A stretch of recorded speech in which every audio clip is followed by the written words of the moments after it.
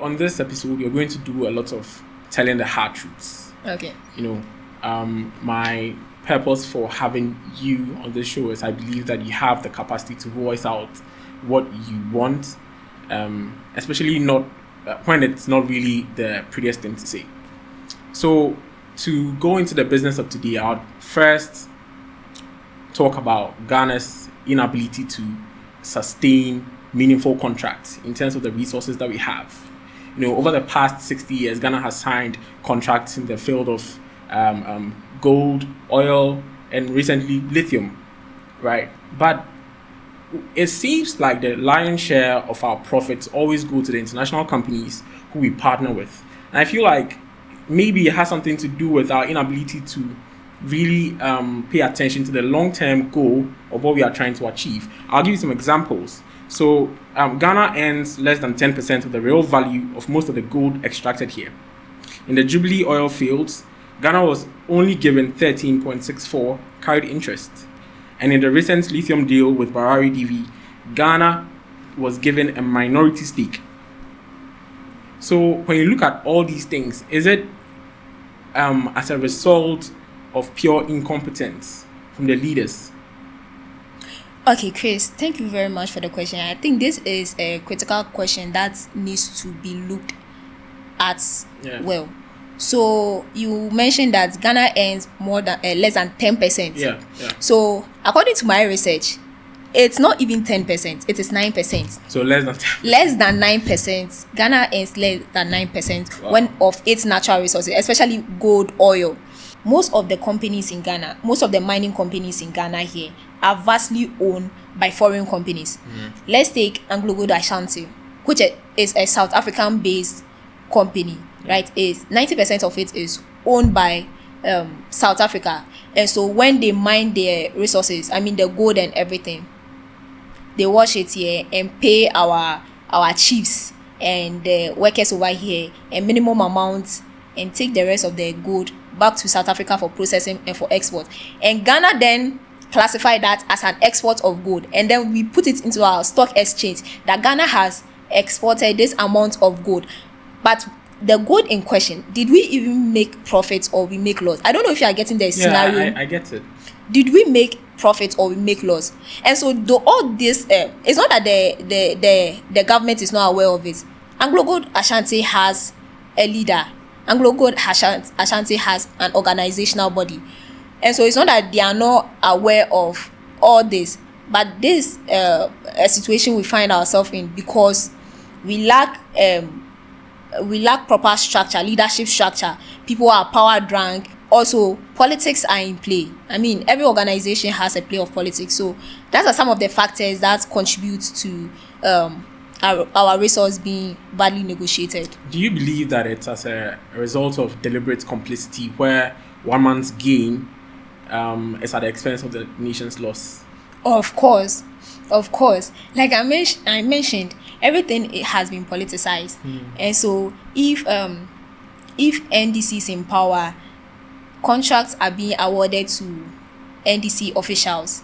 If MPP is in power, contracts are being awarded to MPP officials. And so something that will cause, if MDC is in power, something that will cause about 1 cedi is being priced at 10 cedi, so that the officials of the NDC will profit from it. And so everything is politicized. So yes, people are being selfish for their gains. Yeah.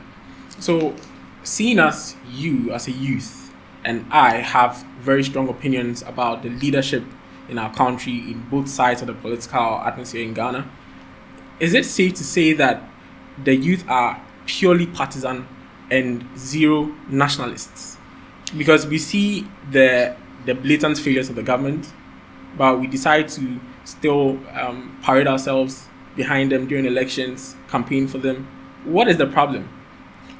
Okay, so I will put it out there that I think most of the youth act as if they don't care about it. If they are with the MPP, they are going to tell you that they are not going to vote.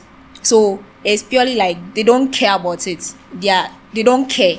So near obebia, and so you now give the authority to the rich.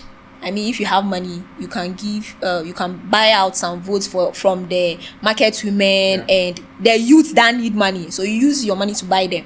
But the youth that care, they are going to tell you that, no, I'm not going to vote because my vote doesn't change anything. So I see the youth as them trying to be non-partisan, although they have an affiliation. They just don't care. What should come, should come.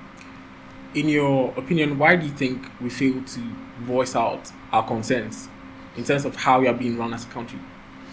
It has come to that point because we find ourselves in a society where people are even scared to voice out the party they belong to. If you belong to the NDC, they are going to, oh, but NDC did this, NDC did that. If you tell them you belong to the NPP did this, NPP did that. So for you to voice out the party you belong to, it has become more like a threat. And I mean, over the past years, we've seen people being killed because they belong to this party and that party. So it's not surprising that the youth are being sacred about the party they belong to. That's why most youth are following Cheddar now. I mean, he has come as an independent candidate and he has the money.